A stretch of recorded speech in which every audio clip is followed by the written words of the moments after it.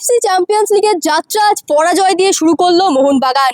আজকে যুবভারতী ক্রীড়াঙ্গনে আহাল এফসির মুখোমুখি হয়েছিল মোহনবাগান এবং আহালের খেলোয়াড় আন্নায়েভের 82 মিনিটের মাথায় করা গোলে আজকে মোহনবাগান এই ম্যাচটা জয় করে নিতে পারলো না। এবং এই আন্নায়েভকে নিয়ে একটি তথ্য আপনাদেরকে সবার প্রথমেই দিয়ে রাখা খুব জরুরি।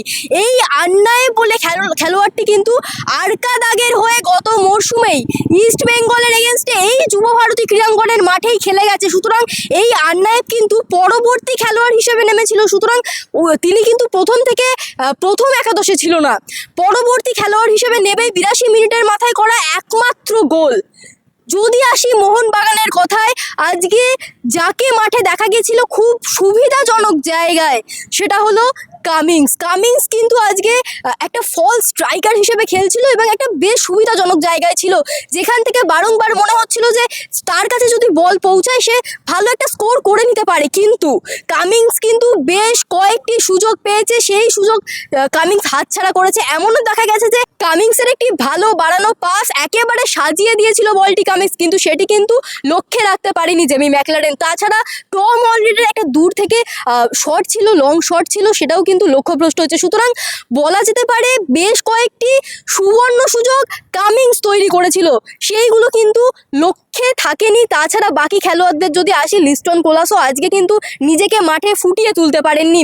লিস্টন কোলাসকেও এক সময় কিন্তু তুলে নেওয়া হয় এবং যার দিকে সকলের লক্ষ্য ছিল যে শেষ মুহূর্তে ব্রহ্মাস্ত্র হতে পারে কিনা রবসন রবিনো, তিনি কিন্তু আজকে মাঠে নেমেছিলেন বেশ দ্বিতীয়ার্ধের পরে তিনি 72 মিনিটের মাথায় রবসন রবিনো মাঠে নেমেছিলেন। কিন্তু তাকে যেটুকু সময় তিনি পেয়েছেন একমাত্র একটা ভালো পাস বাড়ানো ছাড়া আর কিন্তু সেইভাবে তাকে মাঠে দেখা যায়নি।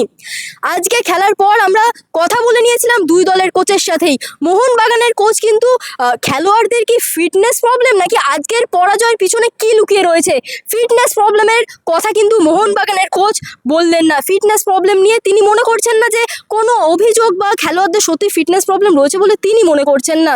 তাহলে এই পরাজয়ের পিছনে কি রয়েছে? আর আহালের কোচ একটি তুর্কমেনিস্তানের দল, আপনারা জানেন, যেখানে মোহনবাগানের কিন্তু অ্যাডভান্টেজ ছিল যে দর্শক সংখ্যা, মোহনবাগানের ফ্যান বেস ছিল, তারপরেও কিন্তু একেবারে গ্যালারি ভর্তি ছিল, তারপরেও কিন্তু অ্যাডভান্টেজ নিয়েও নিজেদের ঘরের মাঠে বলা যেতে পারে মোহনবাগান ম্যাচটা জয় করে নিতে পারলো না। সুতরাং এই যে পরাজয়ের পর এবং তুর্কমেনিস্তানের দল আহালের জয়ের পর দুই দলের কোচ কি বলছেন শুনে নিন ইনসাইড স্পোর্টস বাংলার পর্দায়। We know never is easy to play here in that competition, and of course you have to try to win your home matches. Always seems like could be easy, right? But anyway, we always try to win the matches. Doesn't matter where we play and against we play, and we are going to do the same this time. Going to say about Mohammedan, it's, as I said before, it's very strong team, good team.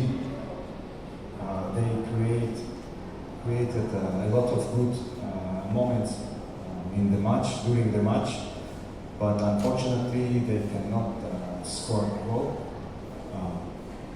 About today's match, I'm completely happy for our team. They made a good result. So of course it's very difficult to play when you are away, not in your country. It's not so easy, but our team made a good